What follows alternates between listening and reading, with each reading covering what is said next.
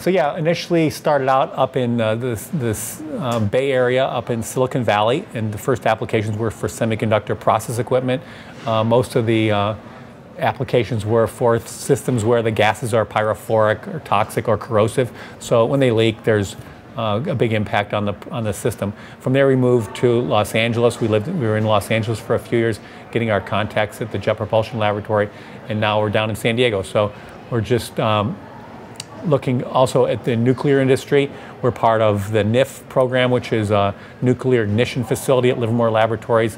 This program is nuclear fusion, which is happening here now in California.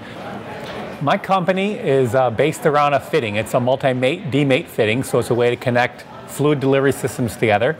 And our applications in the space industry are for propulsion systems. So we're currently on the Dawn mission, which is entering the asteroid belt. It's going to visit Vesta, which is one of the large asteroids, sometime in the next year.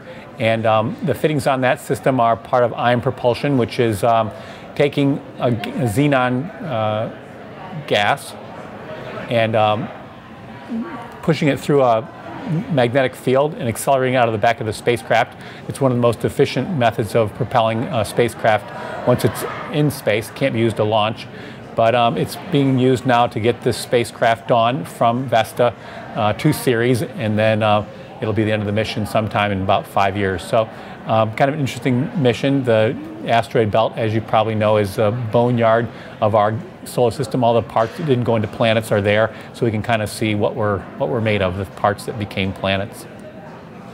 The other part of my fitting is used for the James Webb Space Telescope. It's used on the cryogenic optics. They're going to be used to replace the Hubble telescope at some point in the near future, in the next couple of years. And we're also used on MSL, the next big rover going to Mars, launching next Thanksgiving. There are propulsion systems that are all welded, but they're expensive in terms of time, in terms of flexibility, because it takes a lot to take the systems apart if a component fails. And so what we've got here is a fitting which can be multiply mate and demated, and you can connect fittings together and components together. If something goes bad, you just disconnect it, take it out, and put a new one in. If a late component integration, it's just a much faster, quicker way of moving things around in a system. And the Jet Propulsion Laboratory saw this and put us on the Dawn mission initially, and then we got qualified for the next Mars rover mission, and we've been getting onto satellites at Lockheed Martin, Boeing, and we're also working on the James Webb Space Telescope at Northrop Grumman now. Have you connected with any NewSpace companies yet? At this point, that's why I'm at this conference. I'm hoping to meet with NewSpace people to see if they can find an application for this fitting. I think that part of this conference also is I have something in common with a lot of the NewSpace programs. Basically, we're a very small company. We're based around a technology which we have patented. And so it's given us a lot of access to really interesting programs, which is great. But we're in that kind of a small mode where we're very active and very, we have to be mobile and ready to change for new markets, and we have to be able to respond to our customers. Obviously, we'd love to have them use it. It's much better than the standard fittings in a couple different ways. Our fitting, when most fittings are tightened, there's a certain amount of twist or torque that goes into the system. And because of that, under shock and vibration and thermal cycling, those fittings actually will loosen. If you hit this fitting, boom, it'll start to loosen up. Well, our fitting under shock and vibration handles that just fine. Thermal cycling is fine.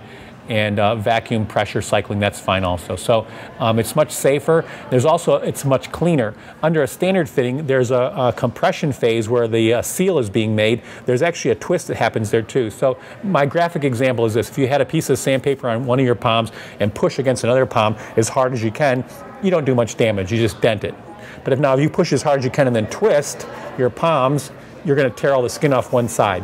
And that's actually what happens with other fittings that are out there. As they tighten them down, there's a rotation that occurs, and that actually destroys the sealing surface and sheds particles in the process stream. So our fitting avoids that problem also.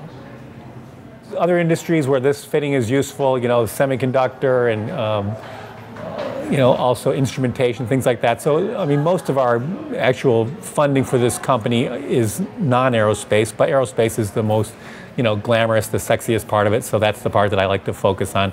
When I take trips and go to conferences, I'm just trying to get people interested in it.